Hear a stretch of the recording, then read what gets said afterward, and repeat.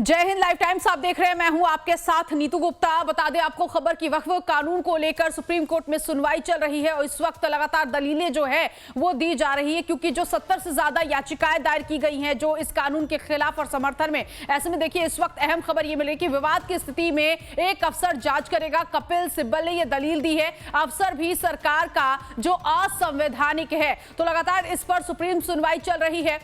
बड़ी जानकारी, सरकार प्रॉपर्टी के अपने होने की घोषणा कर सकती है। तो ये दलीलें हम आपको बता रहे हैं कि अभी तक कपिल सिब्बल की तरफ से जो दलीलें रखी गई है कि विवाद की स्थिति में एक अफसर जांच करेगा। इस वक्त सीजेआई की अध्यक्षता वाली बेंच जो है सुप्रीम कोर्ट में सुनवाई कर रही है और सभी याचिकाओं पर इस वक्त ये जो बातें हैं वो रखी जा रही हैं, क्योंकि इनमें बहुत सारी याचिकाएं कानून के समर्थन में है। वक्फ कानून के समर्थन में कई याचिकाएं इसके खिलाफ डाली गई हैं और इसी को लेकर एक एक करके ये सुनवाई। तो ये पहली सुनवाई इस वक्त है। सुप्रीम कोर्ट ने भी कहा कि अभी तो ये पहली सुनवाई है। ऐसे में कपिल सिब्बल ने कहा कि विवाद की स्थिति में एक अफसर जांच करेगा। इसके साथ ही साथ ये भी कहा गया कि देखिए जो एएसआई संरक्षित इमारतें हैं उनको नहीं छेड़ा जाएगा। वक्फ कानून की वैधता को लेकर इस वक्त जो ये सुनवाई है जिसमें देश भर के अलग अलग हिस्सों में सियासी घमासान मचा हुआ है, बवाल मचा हुआ है। ऐसे में इस पर आज सुप्रीम कोर्ट में सुनवाई चल रही है। तो वक्फ कानून असंवैधानिक, मुस्लिमों से मांगा जाएगा कागज, ये जो डर फैलाने की कोशिश की जा रही है। और अब इसी को लेकर एक एक करके सभी दलीलों पर गौर किया जा रहा है कोर्ट की तरफ से, क्योंकि केंद्र सरकार ने वक्फ कानून में संशोधन किया जिसे लागू किया जा चुका है और इसका विरोध प्रदर्शन अलग अलग जगहों पर हमने देखा भी। कई जगहों पर हिंसक घटनाएं घटी। पश्चिम बंगाल के अलग अलग जिलों में ये जो घटनाएं हैं वो हुई हैं और अब इस पर सुप्रीम कोर्ट में सुनवाई चल रही है। तो 70 से ज्यादा याचिकाएं हैं और उनमें से कुछ ऐसी याचिकाएं जिन पर बहुत ज्यादा महत्वपूर्ण चर्चा चल रही है। कोर्ट में इसकी वैधता को चुनौती दी गई। याचिकाओं में दावा किया गया कि संशोधित कानून के तहत वक्फ की जो संपत्तियां हैं इन संपत्तियों का प्रबंधन असामान्य ढंग से किया जाएगा और ये कानून मुसलमानों के मौलिक अधिकारों का उल्लंघन करता है। तो इसको लेकर भी याचिका डाली गई है। उधर chief justice Sanjeev Khanna, justice Sanjay Kumar और जस्टिस केवी विश्वनाथन जो तीनों जजों की बेंच है इस मामले में सुनवाई कर रही है। और इस वक्त कपिल सिब्बल ने यह कहा है कि आप कहने वाले कौन है कि मैं वक्फ बाय यूजर नहीं बन सकता। कपिल सिब्बल ने वक्फ कानून के खिलाफ तर्क देते हुए बातें कही हैं। उन्होंने कहा है कि पहले केवल मुस्लिम ही बोर्ड का हिस्सा हो सकते थे, लेकिन अब हिंदू भी इसका हिस्सा होंगे। आर्टिकल 26 कहता है कि सभी सदस्य मुस्लिम होंगे और कानून लागू होने के बाद से बिना वक्फ डीड के कोई वक्फ नहीं बनाया जा सकता। तो ये तमाम जो तर्क है वो इस वक्त कपिल सिब्बल की तरफ से दी गई है। रजनीश सिन्हा इस वक्त मेरे सहयोगी जुड़ गए इसी खबर पर आगे की जानकारी के लिए। रजनीश, क्या अंदर खाने से अभी जानकारी मिल रही है, क्या और दलीलें दी गई है कपिल सिब्बल की तरफ से और कोर्ट क्या कुछ कह रहा है? देखिए करीब करीब 1 घंटे का वक्त हो चला है। 1 घंटे से लगातार दलीलें दी जा रही हैं। बहुत सारी याचिकाएं हैं नीतू और उस पर चर्चा चल रही है। कपिल सिब्बल ने बार बार freedom of religion, freedom to expression, freedom of practicing religion और फ्रीडम ऑफ इक्वलिटी का हवाला दिया है। आर्टिकल 26 का हवाला दिया है। 1995 में जो वक्त का बिल अमेंड हुआ था उसमें जो स्ट्रक्चर था उसके बारे में उन्होंने कहा है कि देखिए उस वक्त क्या स्ट्रक्चर था और अब कैसे इस पूरे वक्त को अधिग्रहित करने की कोशिश की जा रही है और इसलिए इस तरीके का स्ट्रक्चरल चेंज किया गया है जिसमें गैर मुस्लिमों को जगह दी जा रही है। और ये जो पूरी व्यवस्था बनी हुई है इसमें देखिए किस तरीके से तमाम यहाँ पर जो याचिकाकर्ता हैं वो लोग भी यहाँ पर मौजूद हैं। अंदर सुनवाई चल रही है सर लगातार और जो बातें रखी जा रही है, कपिल सिब्बल जो कुछ कह रहे हैं वो कह रहे हैं कि freedom of religion, freedom of exercising religion के साथ इक्वलिटी का मामला है। क्यों ऐसा क्यों लगता है? नहीं, बिल्कुल सही कह रहे हैं वो। Freedom of equality, freedom of religion, freedom of religious activities, उन सब में दखल अंदाजी गवर्नमेंट कर रही है और नाजायज़ तरीके से कर रही है। जो पहले से ही वक़्फ़ मौजूद था उसमें एक डेमोक्रेटिक सिस्टम था। मुतवल्लियों में से एक आता था, बार काउंसिल से एक आता था, समाज सेविक में से एक आता था, MP MLA में से चुन के आता था। अब सरकार ने नॉमिनेशन कल्चर को वहाँ लागू करने की कोशिश की है। प्रैक्टिसिंग मुस्लिम की कैद लगाई है, उसका कोई क्राइटेरिया तय नहीं किया है। कौन तय करेगा? कोई कर ही नहीं सकता दुनिया में।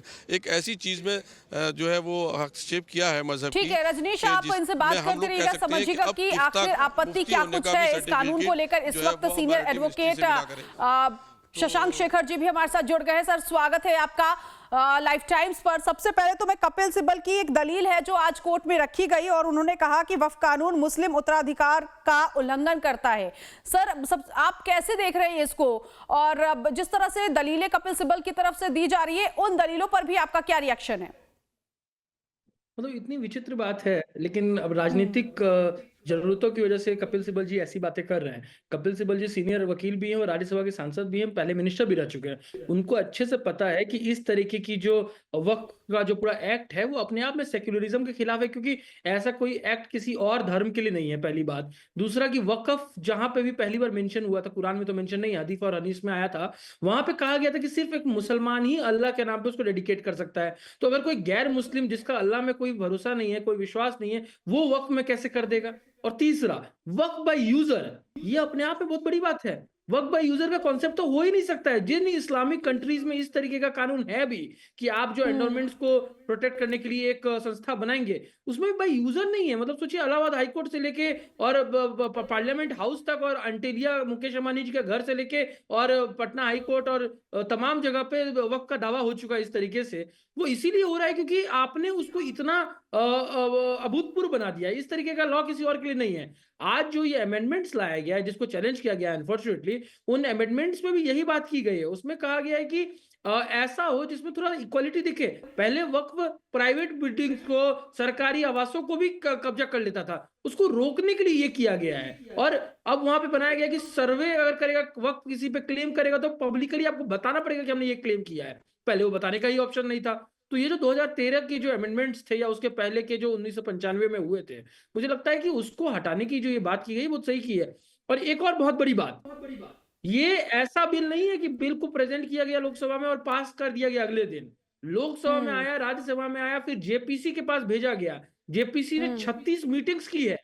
जेपीसी ने मीटिंग्स की है। उसके अलावा देश भर से अलग अलग लोगों से इसके बारे में राय मांगी गई है। 26,000 से ज्यादा राय आई है। 1 साल से ऊपर समय लगा है। उसके बाद पार्लियामेंट में वापस आर्ग्यूमेंट हुआ है। जब आर्ग्यूमेंट हुआ है तो लोकसभा में 10 घंटे और राज्यसभा में 8 घंटे इस पर बहस हुई है। उसके बाद इन पे वोट्स हुई है। तो मुझे लगता है कि इस तरीके की जो बयान है वो गलत है। और मुझे लगता है कि जिनको भी कानून पर विश्वास है उनको देखना चाहिए। और कपिल सिब्बल जी क्योंकि आर्टिकल 26 को कोट कर रहे हैं बार बार, उनको आर्टिकल 14 और 19 और 21 को भी कोट करना चाहिए, 25 को भी कोट करना चाहिए।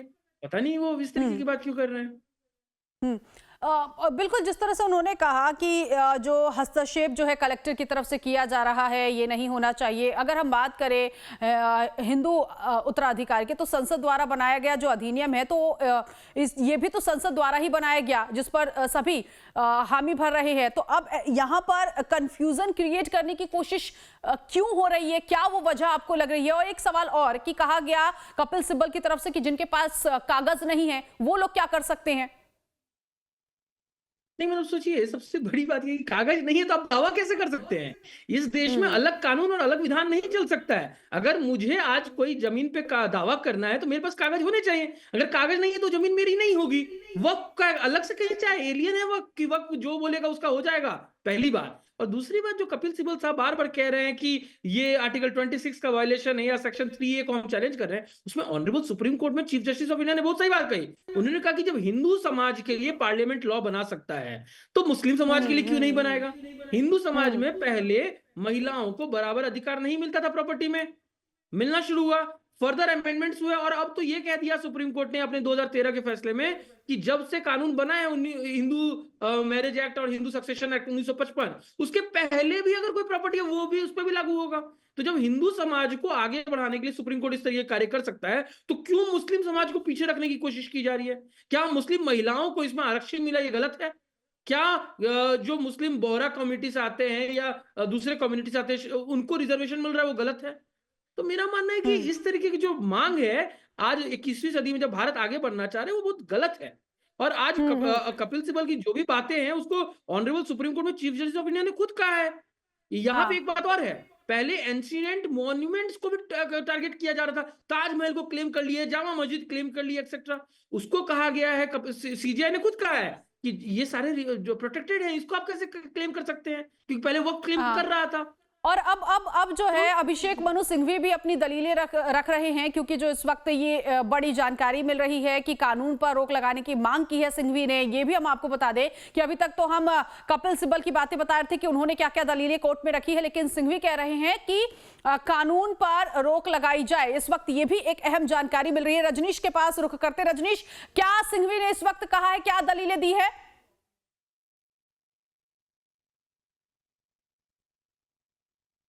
कहा जा रहा है कि कानून को इमीडिएट इफेक्ट से इसे रोका जाए, और ये दलील कई लोगों ने अपने तर्क में दी है कि इमीडिएट इफेक्ट से कानून पर रोक लगनी चाहिए। इसी बात को ध्यान में रखते हुए सेंट्रल गवर्नमेंट ने केविएट फाइल किया था कि उनको अपनी बात रखने का मौका दिया जाए, यानी न्यायालय कोई भी आदेश पारित करे, सेकंड पार्टी को एक बोलने का मौका मिलना चाहिए नीतू। और ये दलील बार बार अभी अंदर एडवोकेट्स दे रहे हैं कोर्ट में कि इसमें जिस तरह के प्रावधान दिए गए हैं इससे जो मुस्लिम हैं उनकी हकमारी हो रही है, और ऐसे में इस कानून को तुरंत इमीडिएट इफेक्ट से इन प्रावधानों को, इस अमेंडमेंट को रोक दिया जाए। जी ठीक है, तो इस वक्त जो सिंघवी हैं वो ये कह रहे हैं कि जो कानून है वक्फ कानून, इस पर रोक लगाई जाए और वक्फ कानून की वैधता को जो चुनौती दी गई इसको लेकर लगातार दलीलें जो है कोर्ट की तरफ से दी जा रही हैं। जी सर, शशांक जी अपनी बात रखिए, आप क्या कहना चाह रहे हैं? ये एक अभी अभी आपसे बात करते करते मैं चेक कर रहा हूँ, सिंघवी साहब ने एक बात इतनी, मतलब इसको कहते हैं सेल्फ गोल करना। सिंघवी साहब ने कहा है कि 8 लाख जो वक्फ प्रॉपर्टी है उसमें से, मतलब उसमें से 4 लाख तो ऐसी है जो वक्फ बाय यूजर है। इसका मतलब है कि 4 लाख के लिए कोई डॉक्यूमेंट कुछ नहीं है, सिर्फ यूज के आधार पे उसको क्लेम किया गया है। तो ये तो अपने आप में उन्होंने सेल्फ गोल कर लिया। बिल्कुल वक्फ बाय यूजर तो अलाउ हो ही नहीं सकता है। इसका अर्थ ये है कि कल को अगर मान के चलिए कि मैं आपके चैनल के जमीन पे जाके एक प्रार्थना कर दूं, तो क्या वो प्रॉपर्टी मेरी हो जाएगी? वहां जाके मैंने किसी क्लाइंट से बात कर लिया और वहां अपना ऑफिस खोल लिया टेम्पररी सही, तो क्या वो प्रॉपर्टी मेरी हो जाएगी? वक्फ बाय यूजर के आधार पर ही इलाहाबाद हाईकोर्ट को क्लेम किया गया था। इलाहाबाद हाईकोर्ट के एक कोने में किसी दिन वहां पे नमाज पढ़ा था और अगले दिन क्लेम कर लिया कि ये अब हमारी प्रॉपर्टी हो गई है। तो इस तरीके की जो वक्फ बाय यूजर वाली बात है, ये सिंघवी साहब ने बहुत बड़ी बात कह दी है। तो मेरा मानना है कि ये सेल्फ गोल वाली बात है। काफी सोच विचार के बाद ये अमेंडमेंट्स आया है, और इस देश में 2 विधान नहीं चल सकता है। अगर बाकी समुदायों के लिए कागज दिखाना जरूरी है, राम मंदिर में रामलला को कागज दिखाना पड़ा था, तो ये कौन होते हैं जो कहेंगे कि कागज नहीं दिखाएंगे? इंटीग्रल पार्ट है ही नहीं इस्लाम का ये आज चीफ जस्टिस की बेंच ने कह दिया है अपने ओरल ऑब्जर्वेशंस में। तो मुझे लगता है कि ये बड़ा क्लियर हो गया है। और देखिए एसजी की बड़ी बातें, फिर दोनों सदनों से कानून पारित किया गया, क्योंकि देखिए वाकई जिस तरह से आप भी कह रहे हैं कि लंबी बहस हुई, जेपीसी का गठन हुआ, लोकसभा में चर्चा हुई, राज्यसभा में चर्चा हुई, लंबी बहस हुई, उसके बाद कानून की शक्ल इस विधेयक ने लिया। एक सवाल यहाँ पर ये कि सिब्बल कह रहे थे कि ये तो सरकारी टेक ओवर हो रहा है, सब कुछ अफसर होंगे, इसके अलावा कलेक्टर होंगे, तो यहाँ ये जो मिसकम्युनिकेशन है लोगों के बीच कि अब ये पूरा मामला, एक तो पहले कि जब पहले जो ये कानून था उसमें यह था कि कोई भी मामला है, कोई भी परेशानी है तो वक्फ ट्रिब्यूनल के पास आप जाइए, वहां पर अपनी बात रखिए, लेकिन अब तो दरवाजा खुल चुका है, आप कोर्ट के तरफ रुख कर सकते हैं, आप वहां पर दलीलें दे सकते हैं। तो यहां प्रॉब्लम क्यों हो रही है कि अगर इस पूरे मामले में जो ऑफिसर्स है, जो कलेक्टर है, वो अब इस पूरे मामले को देखेंगे तो कुल मिलाकर तो कहा जा सकता है ना कि अभी तक सिर्फ ट्रिब्यूनल देख रहा था, लेकिन अब तो अलग अलग ऑफिसर इस बोर्ड का हिस्सा होंगे, तो प्रॉब्लम कहां हो रही है? मेरा मानना है कि अलग से अगर कलेक्टर को कोई परमिशन दिया गया, वो इसलिए किया गया कि जब भी किसी जमीन की बात होती है और जमीन के सर्वे की बात होती है तो आप उसको रजिस्टर करना पड़ता है आपको डॉक्यूमेंट्स में। कलेक्टर एक इंडिपेंडेंट अथॉरिटी है जो सरकार के अंदर में होता है, वो किसी को वाद विवाद की स्थिति में इंडिपेंडेंट होता है, उसके ऊपर में डाउट नहीं किया जा सकता है। इसलिए कलेक्टर, अगर कल को मुझे कोई प्रॉपर्टी रजिस्टर करनी हो, किसी मंदिर को कोई प्रॉपर्टी रजिस्टर करनी हो, तो वो भी वही कलेक्टर के पास जाएगा। तो क्यों कलेक्टर से इतना ऐतराज है? ऐतराज इसलिए है क्योंकि पहले वक्फ के जितने दावे होते थे वो वक्फ खुद क्लेम करता था, खुद जज बनता था, खुद फैसले देता था और खुद कब्जा भी कर लेता था। उसको न्यूट्रलाइज करने के लिए सरकार को अथॉरिटी बनाया गया, किसी पर्टिकुलर इंसान को नहीं बनाया गया। कलेक्टर कोई इंसान नहीं है, एक अथॉरिटी है। और दूसरी बात, अभी सुप्रीम कोर्ट में सरकारी वकील सॉलिसिटर जनरल मेहता जी ने कहा है और बहुत बड़ी बात कही है, अगर मैं एक हिंदू हूं, मैं एक ट्रस्ट क्रिएट करता हूं तो उसके सारे लोग हिंदू हो सकते हैं, लेकिन वो जो अथॉरिटी है वो एडमिनिस्ट्रेशन चलेगा और किसी न किसी स्टैट्यूटरी प्रोविजन से चलेगा। इस्लामिक लॉ में उन्होंने कहा है कि अल्लाह को अगर कोई डेडिकेट किया गया चैरिटेबल ट्रस्ट के लिए तो कोई वाकिफ है वही ट्रस्टी बन सकता है। यहाँ पे तो कह रहे कोई भी वक्त बोल सकता है। तो जब कॉन्सेप्ट ही इस्लाम का और है कि यही बात सीजेआई खन्ना भी कह रहे हैं कि हिंदुओं के मामले में भी जो सरकार ने कानून बनाया है उसको फॉलो किया जा रहा है, तो यहाँ वक्फ के मामले में भी सरकार ने कानून बनाया है। नहीं, बिल्कुल बिल्कुल। और एक बात समझना पड़ेगा कि ये बाकी मामलों से अलग है। अगर इस तरीके की बात नहीं होती तो एक बात समझिए कि ये अमेंडमेंट की जरूरत क्यों पड़ी है। 2013 से लेके आज तक वक्फ की प्रॉपर्टी डबल हो गई है। वक्फ की प्रॉपर्टी डबल इसलिए हो गई है क्योंकि उन्होंने वो वक्फ बाय यूजर वाला कॉन्सेप्ट ले आया है कि कोई भी बिना कागज के किसी भी प्रॉपर्टी को वक्फ के नाम पर डेडिकेट कर सकता है। मुझे लगता है ये करने की आवश्यकता क्या थी, ये किया है इसीलिए आज इतनी दिक्कतें हो रही हैं। और समझिए कि चलिए अब 26 देखिए, एक लाख के बाद लोग एक तमाम वकील जो हैं अपनी अपनी दलीलें रख रहे हैं, क्योंकि काफी ज्यादा याचिकाएं हैं और इस पर हो सकता है कि ये जो सुनवाई है बहुत ज्यादा लंबी हो। तो वक्फ कानून पर सुप्रीम कोर्ट में सुनवाई चल रही है और कोर्ट की तरफ से भी ये कहना है कि बहुत सारी याचिकाएं डाली गई हैं, 70 से ज्यादा याचिकाएं हैं और एक साथ सुनवाई असंभव है। इस वक्त रजनीश भी लगातार हमारे साथ बने हैं और सीनियर एडवोकेट शशांक जी भी लगातार हमारे साथ मौजूद हैं, जो कि आसान शब्दों में समझाने की कोशिश कर रहे हैं कि जो मिसकम्युनिकेशन है इस कानून को लेकर उसे कैसे क्लियर किया जाए। सबसे पहले रजनीश आपके पास, क्योंकि कोर्ट कह रहा है कि 70 से ज्यादा याचिकाएं हैं तो सभी को एक साथ सुनना असंभव है, लेकिन इन सब के बीच जो दलीलें हम देख रहे हैं जिसमें कश्मीरी पंडितों को लेकर भी कि वो इस कानून के समर्थन में है, तो ये जो लगातार दलीलें दी जा रही है उसमें ये भी आ रहा है कि समर्थन वाले लोग भी सामने निकल कर आ रहे हैं, इसके खिलाफ भी आज निकल कर आ रहे हैं। तो कैसे सुनवाई हो रही है? पहले उन लोगों को रखा जा रहा है जो इसके खिलाफ हैं या दोनों को एक एक साथ सुना जा रहा है? कैसे ये दलीलें चल रही है, जरा ये भी समझाइएगा।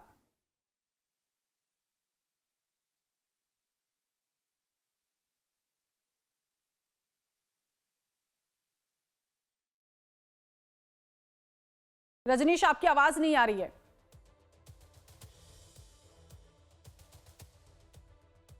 ठीक है, आते हैं आपके पास।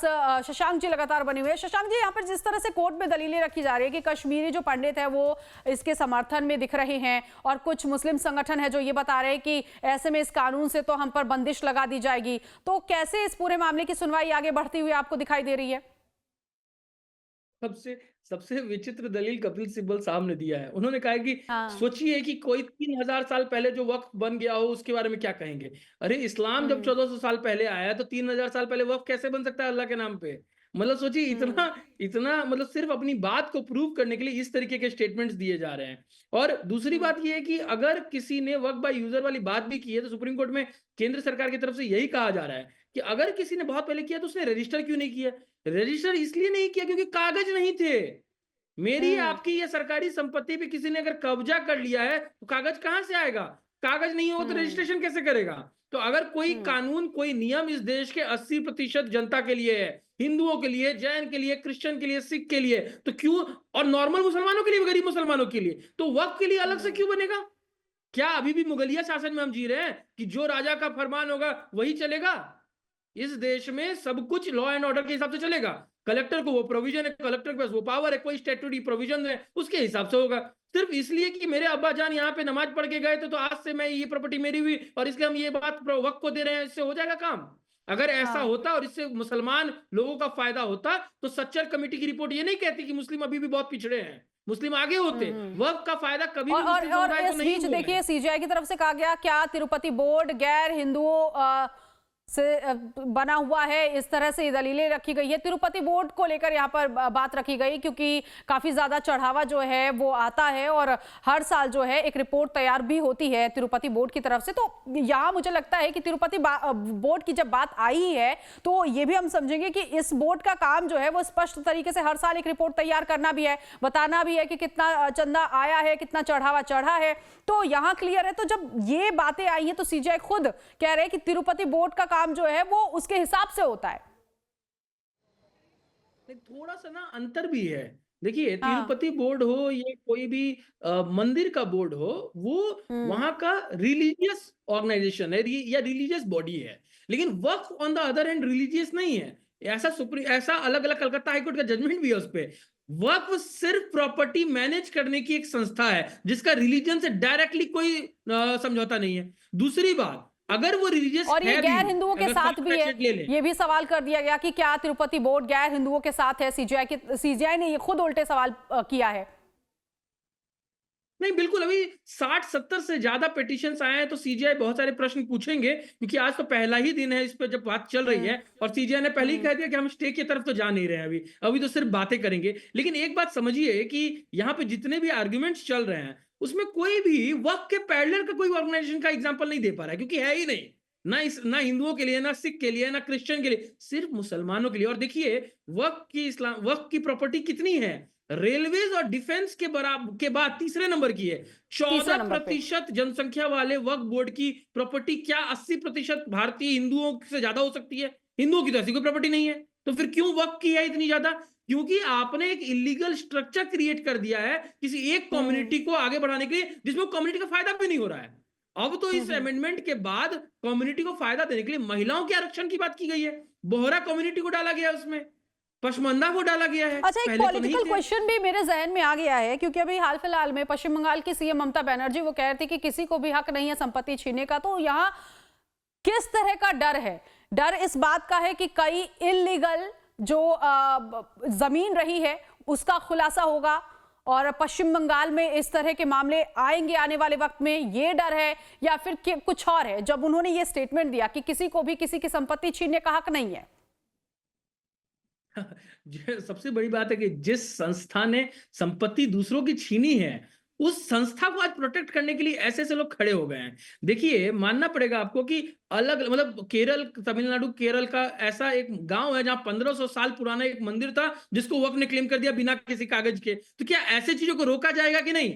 ताजमहल और लाल किला जैसी जो जगह है, वो हिंदुओं को से कर लेके हिंदू मजदूरों द्वारा बनाई गई थी, और आज वो एंशिएंट मॉन्यूमेंट एक्ट के अंदर आता है। क्या उसको क्लेम कर सकते हैं? सूरत की म्युनिसिपैलिटी को क्लेम कर दिया, दिल्ली के जामा मस्जिद को क्लेम कर दिया, कहीं के रामलीला मैदान को क्लेम कर दिया। तो ऑब्वियसली ऐसी सारी प्रॉपर्टीज बाहर आनी चाहिए। ये बिना कागज के चले जा रहे थे इतने साल से, इसीलिए कहते थे कागज नहीं दिखाएंगे। आज जब बात की गई है कि आपको कागज दिखाना पड़ेगा, आपको रजिस्टर करना पड़ेगा, और रजिस्ट्रेशन के लिए सबसे इंपॉर्टेंट है कि आपके पास कागज होना चाहिए। क्योंकि इनके पास कागज नहीं है, इसलिए इस तरीके की बेतुका बातें आ रही है। सुप्रीम कोर्ट में भी अभी तक इन्होंने ऐसी कोई बात नहीं कही है। इन्होंने कहा है क्योंकि इतने साल से चल रहा है। अभी मैं जस्ट देख रहा था अभिषेक मनु सिंघवी जी का स्टेटमेंट, क्योंकि इतने साल से चला आ रहा था, इन्होंने एक एक्ट से पूरा हटा दिया। अरे, इतने साल से गलत चला आ रहा था तो गलत को कंटिन्यू होने देंगे?